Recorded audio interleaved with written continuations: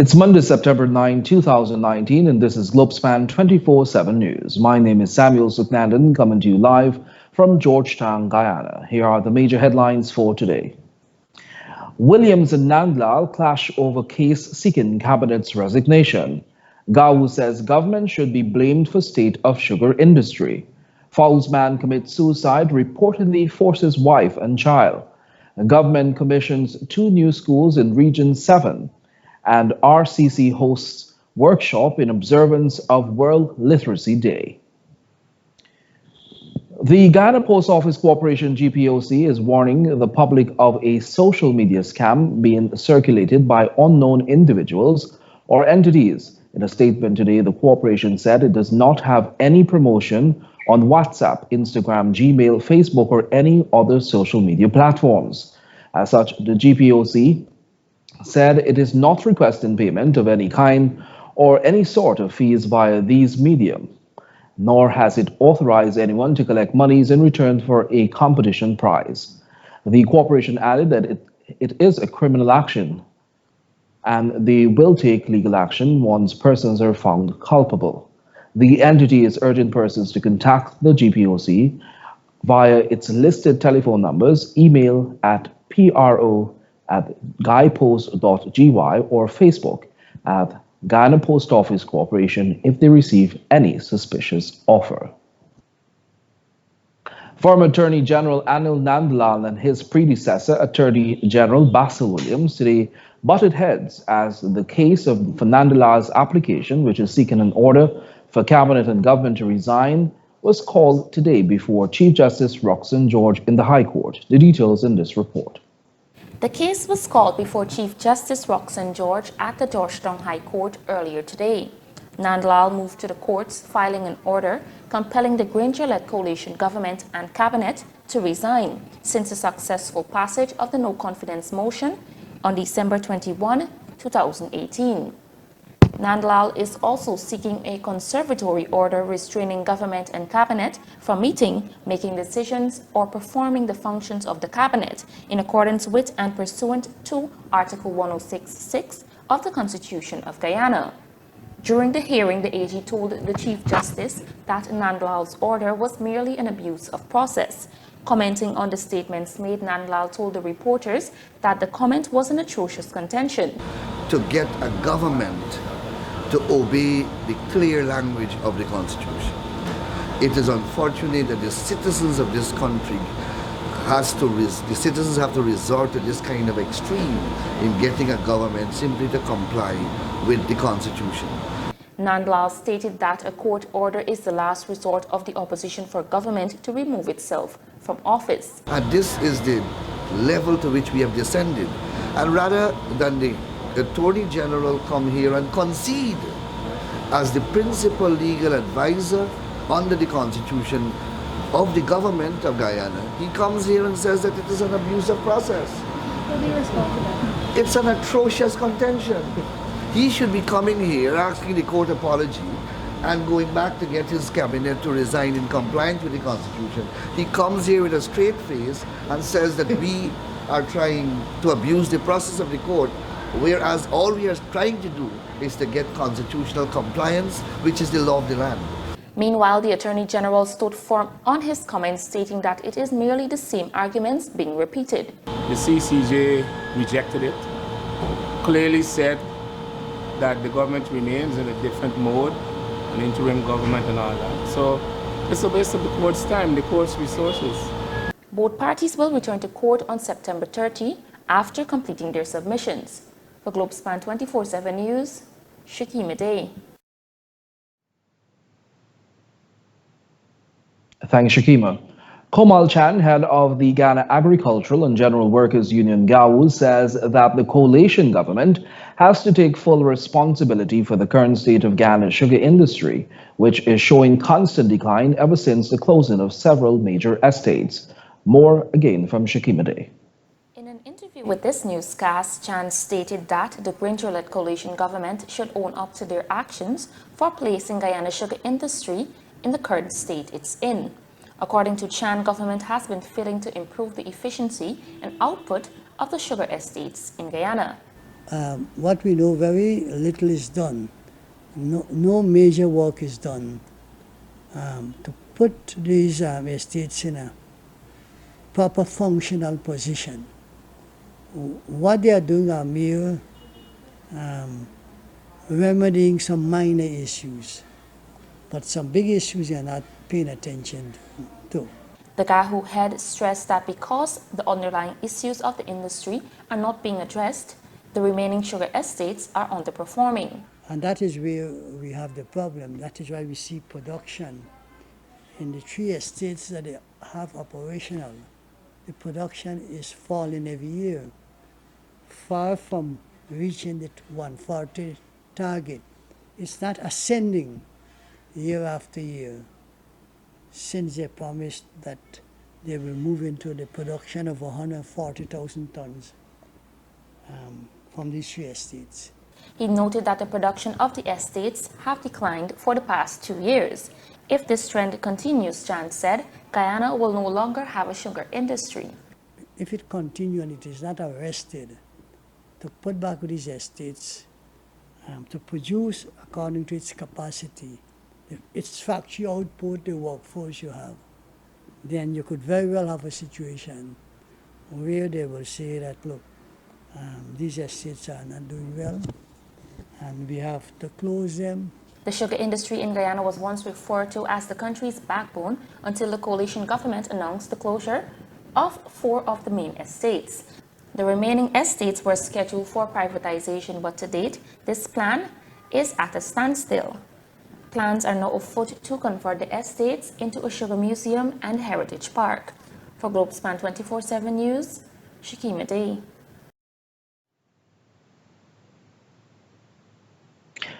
Following the disclosure by the power company last week, the Guyana Power and Light that it intends to purchase power from businesses and private companies as a means to reduce blackouts countrywide, GPL in a statement at the weekend revealed that the company may not be able to proceed with this plan. Here's more. In a public notice signed by Minister of Public Infrastructure David Patterson over the weekend, the minister noted that the present license under which the power company operates restricts the company from purchasing power from any person other than an independent power producer, or IPP, which produces power from renewable energy sources. IPP is defined under the Electricity Sector Reform Act of 1999, does not include businesses whose main business is not the generation of power and which supplies no more than 10 megawatts. According to Patterson, although much interest has been expressed by companies, namely the Giftland Mall and Banks IH Limited, Section 15 of GPL's operating license prohibits the company from entering such agreements. To this end, Minister Patterson revealed that government plans to make amendments to the Act to allow for large and small-scale businesses to generate power for GPL. Both the Giftland Mall and Banks DIH are powering their operations with the use of heavy fuel oil and have both acquired substantial generating capacity in this regard. With this in mind, it was noted that Patterson has proposed an amendment to Section 15 of GPL's license, which will allow the company to purchase the excess generation capacity of its consumers, self-generators, and other businesses, where feasible and consistent with the company's generation requirements for interconnection to its grid. Giftland Mall offered to sell government its excess electricity back in 2016, but this was rejected. However, in a recent press release by the power company, it noted that its board of directors had given clearance to enter into a power purchase agreement with the Giftland Mall. That release had stated that GPL has been directed by its board to ensure the necessary legal and regulatory modalities were satisfied in conjunction with inviting potential power providers to submit expressions of interest. For Globespan 24x7 News, this is Kingsley Bryan. Thanks, Kingsley. Cabinet recently gave its no objection to the approval of several contracts for solar systems. Approval was given for Gafsons Industries Limited to supply, install, and commission of grid-connected and hybrid solar photovoltaic PV systems in regions 8 and 10, totaling $46 million. Under the Hinterland Electrification Company, $159 million was also approved by the Cabinet for the design, supply, and installation of solar PV microgrid systems. These works will be conducted in 4 lots. Farfan and Mendes will handle works for lots 1 and 2, and while Gaffurs Industries has the remaining lots. Government said this is in keeping with the Green State Development Strategy Vision 2040. Guyana joined 6 fellow Amazonian countries on Sunday in Colombia to sign a pact to protect the world's largest tropical forest. The pact, signed at a time when the Amazon is under threat from fires, aims to coordinate disaster response and satellite monitoring. More in this report. Minister of Natural Resources Rafael Trotman, who represented President David Granger, signed on behalf of Guyana. Minister Trotman, in delivering a message on behalf of President Granger, reiterated to the South American leaders that our president is the visionary who conceptualized the Green State Development Strategy for Guyana. It is our lighted path towards attaining a green and sustainable economy and is open to be shared and improved upon. An inferno in the Amazon, 2/3 of which is in Brazil, and the reason for us being here, threatens the rainforest ecosystem and also affects the entire globe, Minister Trotman related. The effects of damage to the Amazon go far beyond Brazil and its neighbors. We are the lungs of the earth. We all must breathe to live. Therefore, our presence here is in recognition of the value and importance of the Amazon and the Guyana Shield, and our role as custodians, stewards, and guardians of it, Minister Trotman stated. The Amazon is the world's largest rainforest, which produces approximately 20% of Earth's oxygen and spans 8 countries, including Guyana. It covers 40% of South America, is inhabited by 30 million people, and is home to vast numbers of mammals, birds, amphibians, and reptiles, most of them unique to the region. New plant or animal species are discovered at a rate of 1 every 2 days in the Amazon. Colombia's President Ivan Duque, Bolivia's President Evo Morales, Ecuador's President Lenin Moreno, and Peru's President Martin Vizcarra were the heads of state who signed. Suriname's Vice President Michael Ashwin Adin and Brazil's Foreign Minister Ernesto Arguro signed a pact on behalf of their respective countries. For Globespan 24x7 News, Shakima Day. Thanks, Shakima. We'll take a short break. Do stay with us. We would like to ask all of our faithful viewers to kindly like and follow Globespan 24x7 Facebook page and subscribe to Globespan 24x7 YouTube channel to receive up-to-date notifications of when we are live. Globespan 24x7 has vacancies for full-time positions such as reporters, newscasters, and news editors. Persons serious about joining a new and dynamic news team are asked to send their application to careers@globespantechnology.com. This newscast is brought to you with the kind compliments of Travelspan GT, with locations in Georgetown and Berbice. For all your travel needs, call Travelspan GT at 327-1701, located at Lot 3A North Road, Georgetown, between Camp and Wellington Street. In Rose Hall, call 337-4287, and in New Amsterdam, call 333-6230. Call Travelspan today.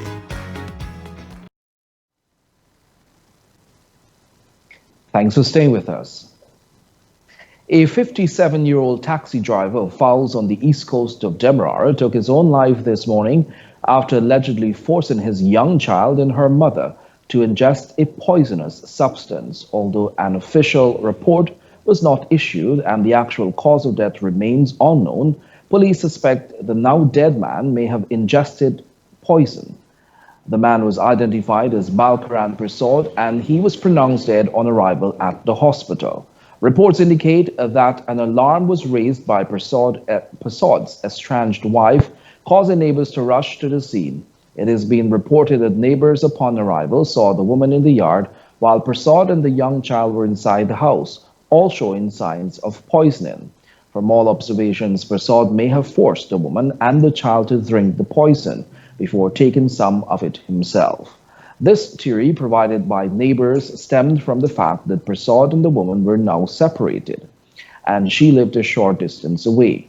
Up to press time, persons at the scene were unclear as to what caused this morning's tragic incident. Globespan 24x7 will bring you more details in an updated story. Government recently commissioned 2 new schools in the Upper Mazaruni district in Region 7, Kayuni Mazaruni, with the aim of improving access to education for indigenous communities. These schools will benefit hundreds of children in various communities in that region. Here's that report. A new school was commissioned in Camarang, which will cater for almost 170 students at a tune of $30 million, while another at Purima, which is 90% complete, will cost $27.7 million. Addressing the ceremony was Education Minister Nicolette Henry, who said that the government, through the Ministry of Education, aims to provide equal educational opportunities to all Guyanese. Therefore, schools are being built both in the coastland as well as in the hinterland. This, of course, is no easy task, but the wheel would have already been set in motion. And today we are gathered to witness the commissioning of yet another school in the hinterland. And this school is none other than Camarang Primary School. She also expressed her confidence that the effort being put into eliminating the gaps between hinterland and coast will continue to produce increased student performance from hinterland regions as seen in the last few years. Urging parents, teachers and students to maintain the newly constructed structure at Camarang, Minister of State Don Hastings Williams noted that the building was comfortable and conducive to learning. I just want to remark saying that education is very, very important. And because of that, our government had budgeted billions of dollars towards the education sector. We also saw an increase in our regional budget towards the education sector. And so you have a spanking new building today, something to be proud of. Regional Chairman Gordon Bradford spoke to the commitment of several stakeholders to ensure that development is set in motion. Because what is happening in Camarang today will be happening also in Baimadai, in Kako, in Purima this afternoon. Again, we're going to be commissioning another school similar to this one.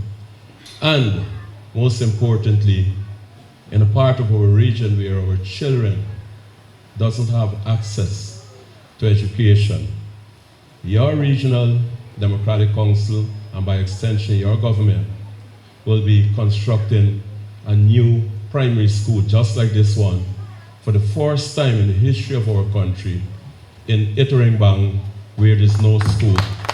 For Globespan 24x7 News, Abel Harris. Thanks, Abel. As Guyana joins the rest of the world in celebrating International Day of Indigenous People, we feature a young, outstanding Indigenous female from the Patara Superudi region who has a promising future in law. She speaks of her experience as an Indigenous youth and offers some advice to her fellow Indigenous brothers and sisters. Here's that special report. Very often, young Indigenous men and women who leave their villages to come to the coastal regions in search of better opportunities either forget or neglect their culture just to fit in with society. But for 23-year-old Paula Gomes, who hails from the remote Indigenous village of Paramakatoy in Region 8, said this should not be the case. Paula believes that everyone, regardless of their age or ethnicity, should embrace their culture and never forget where they came from. From humble upbringings, Paula grew up in a nuclear family and enjoyed her childhood in Paramakatoy with her sisters and brothers. Paula describes her village as very traditional. Long-standing Indigenous cultural practices are the norm. For instance, everybody speaks the Patamuna language. Our diet and other general lifestyle can be traced back, our general lifestyle can be linked directly to the practice of our ancestors. Paula completed primary education in her village and topped her region, gaining a place at President's College. With the support of her parents, she started her secondary education. She said her experience there was difficult at first, and it took her a while to adapt to the new environment. As I said, I did 2 years of CAPE there. That was pretty successful. In fact, I gained a spot among the top 10 performers in Region 4. While figuring out what I should do with my future, trying to decide on a career, I decided to go into journalism. During her short stint at a private media company, Paula received a full scholarship to attend the University of Ghana, where she is now in her second year reading for a law degree. Paula now works as a paralegal at the prominent law firm Hughes, Fields and Stobie. After studies at UG, Paula hopes to continue at the U Wooden Law School to read for her legal education certificate. While Paula has had a lot of successes on her side, she told us that she was discriminated against as an Indigenous person. Despite this young Patamona woman said that it has never caused her to give up or doubt her potential to do well. Be proud of who you are. That's what you are. Much as you try, you cannot, because that's where you came from. That's your origin. And I think that they should embrace it. It's something that you should be ashamed of. While she recognizes that there have been improvements in many Indigenous villages, Paula, like many other Indigenous people, feels that there should be more focus placed on improving the livelihoods of Ghana's First People. As Indigenous peoples, as someone had mentioned a while back, one of the most underserved and underprivileged group in Guyana. I think that so much more can be done by the government. For example, the health sector can be improved. More opportunities, employment opportunities can be created. And that persons complete high school and they didn't do well in school. It's just that opportunities are not available to them. For Globespan 24x7 News, I'm Samuel Signandan. A workshop was hosted today by the Rights of the Child Commission to observe World Literacy Day, and with special focus on the importance of reading and writing. More in this report. On September 8th, every year, countries celebrate World Literacy Day since its introduction on this very day back in 1966. Since its declaration, a number of activities are held to raise awareness and to remind persons of the importance of literacy as a matter of dignity and human rights. With that in mind, the Rights of the Child Commission in Guyana hosted a workshop today at the Grand Postal Inn to add to this cause. Chairperson of the event, Shania Prasad, noted that literacy is more than the ability to read and write. It's the ability to understand and internalize the information being said to you and use that information to broaden your knowledge base and to help others. World Literacy Day 2019 is being celebrated under the theme, Literacy and Multilingualism. The day is celebrated with the aim of eradicating poverty, uncontrolled population growth, and gender equality, among others. Child's Rights Commissioner Nicole Cole, in her remarks, said the theme for this year's observances is very apt, given Guyana's own changing landscape. It is important for us not only to be boxed in by one language, especially with a high influx of migration into our country, but we are having persons from different languages coming into our country. So it's important for you to know a foreign language. PPP parliamentarian Dr. Vindhya Prasad noted that the world has a disparity when it comes to the way it records literacy. But yet the world statistics show that men are outstripping women when it comes to being literate. So it leaves us in a conundrum. What is happening? I think what needs to happen is that more focus must be placed on making sure that our young people not only go to school, but stay in school. Dr. Prasad stressed that there should be equal access to all opportunities education have to offer. She said, though in Guyana we are seeing a difference at the university, she urged the males of Guyana to step up. Also giving a few remarks was former Minister of Education and the Public Service, Dr. Rupert Rupnarine, who expressed that literacy lays a foundation for development. It is literacy that is the greatest enabler of the delivery and reception of education. Literacy, therefore, seems to be the very kernel of a civilized society and its continued development. Dr. Rupnarine also urged that all efforts be redoubled to combat illiteracy in the Guyana society. The workshop also saw the recitation of several poems by talented Guyanese youth and numerous charges to eradicate illiteracy and promote multilingualism. For Globespan 24x7 News, this is Kingsley Bryan.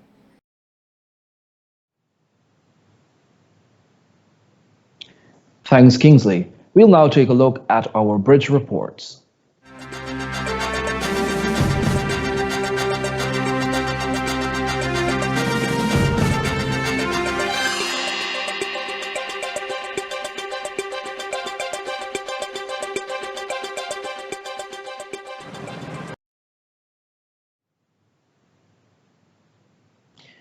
We'll now take a short break. Do stay with us for regional and international news.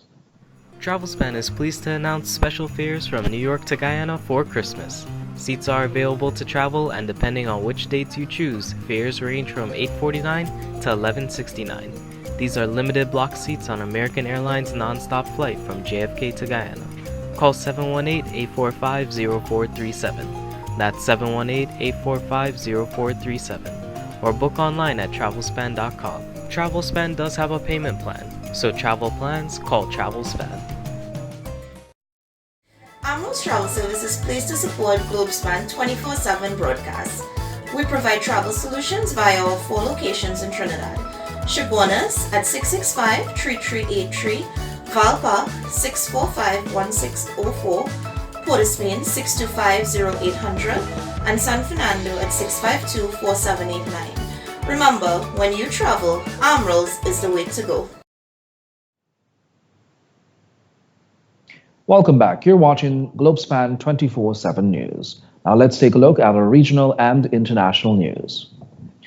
The Canadian government said on Thursday that Prime Minister Justin Trudeau has discussed the onslaught of Hurricane Dorian on the Bahamas with the Caribbean community CARICOM Chair and Prime Minister of St. Lucia Alan Chastanet.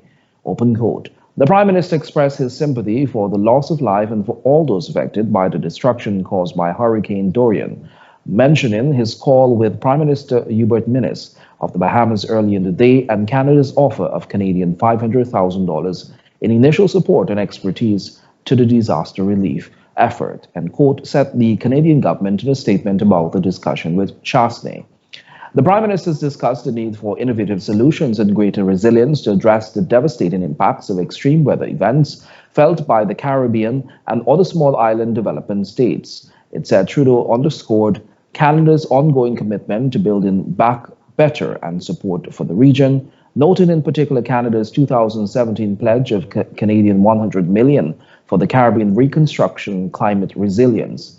Open quote. The Prime Minister also discussed their desire for stability in the broader region and for a peaceful resolution to the crisis in Venezuela, end quote, the statement added. The Bahamas government has confirmed 30 deaths to date from the Category 5 hurricane. An earthquake with a magnitude of 4.2 rocked Trinidad and Tobago and Grenada this morning, but there were no reports of injuries or damage. The Trinidad-based Seismic Research Center of the University of the West Indies has said.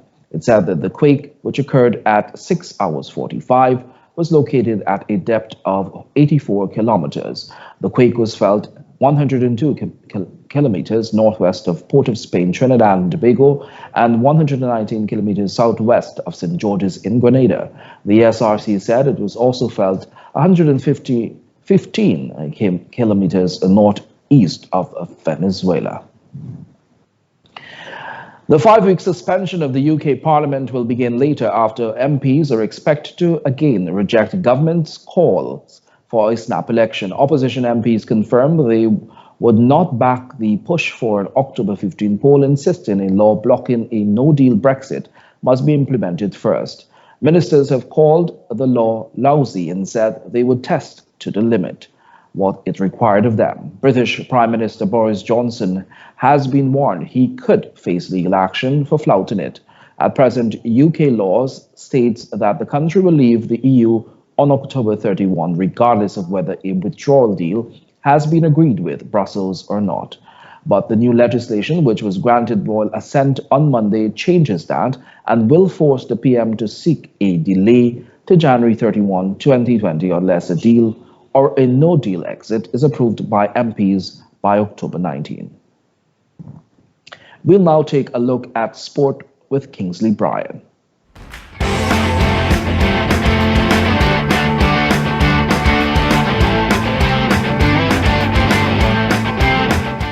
Thanks, Samuel.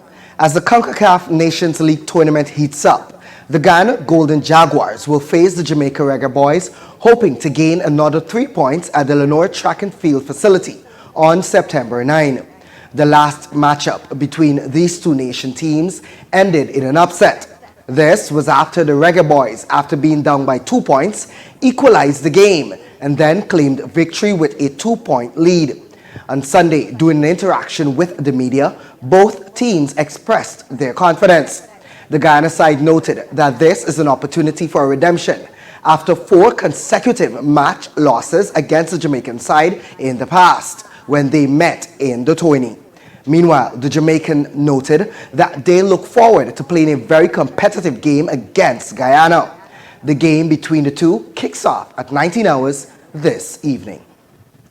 Also, the Caribbean Premier League has announced that ticket sales for the Ghana Amazon Warriors' final 2 home matches of the 2019 Hero CPL began on Monday, September 9, 2019 at 3 separate locations. Patrons are asked to avoid the last-minute rush and secure tickets from the CPL OPCO Ghana office located on Lot 238 Camp and Commonwealth Streets, Georgetown, 19 Princess Elizabeth Road, New Amsterdam, and at Imam Bakker's General Store at Affiance on the Essequibo Coast. Tickets will be on sale from 8 hours to 17 hours on weekdays and from 9 to 17 hours on Saturdays and 9 to 14 hours on Sunday. The ticket prices are as follows. For the green stand, 5,000 Ghana dollars. The red stand, 5,000 Ghana dollars. The orange stand, 3,000 Ghana dollars. The grass mound, $2,000. And internal parking, $1,500. These matches will be played at the Ghana National Stadium, Providence, on Thursday, October 3. And that will be the Ghana Amazon Warriors versus the Jamaica Tallawers at 18 hours. And Friday, October 4. And that is the Ghana Amazon Warriors versus the Trinbago Knight Riders at 20 hours. Persons who require additional information are being urged to contact the CPL OPCO Ghana office on telephone numbers 231-5344 or 502-0488 or 502-0454. And internationally in the sporting arena, Spain's Rafael Nadal secured his 19th Grand Slam title after claiming his 4th US Open title in theatrical fashion, moving his way further up the Grand Slam ladder. The veteran Nadal was matched against debut Grand Slam finalist Daniil Medvedev of Russia in a highly competitive 4-hour, 50-minute thriller in New York. At the conclusion of the sets, the score was 7-5, 6-3, 5-7, 4-6, and 6-4. Nadal, during the trophy ceremony, remarked that the night was one of the most emotional nights of his career as a tennis player. In honor of his milestone achievement, a video was played at the Arthur Ashe Stadium. Nadal's latest win places him in the 2nd spot of the Grand Slam ladder, with just 1 Grand Slam win short behind Roger Federer, who tops the board with 20 Grand Slam titles. And that has brought us to the ending of sports for today's edition of Globespan 24x7 News. Join us tomorrow as we continue for more sport in action. I am Kingsley Bryan.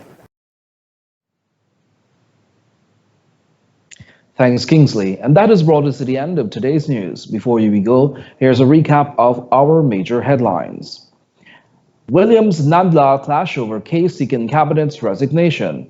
Gao says government should be blamed for state of sugar industry. Munrepo's man commits suicide, reportedly forces wife and child. The government commissions 2 new schools in Region 7. And RCC hosts workshop in observance of World Literacy Day. Thanks for watching Globespan 24/7 News. On behalf of myself, Samuel Suknandan, the news and technical team, until next time, do have a pleasant rest of the evening. Goodbye for now.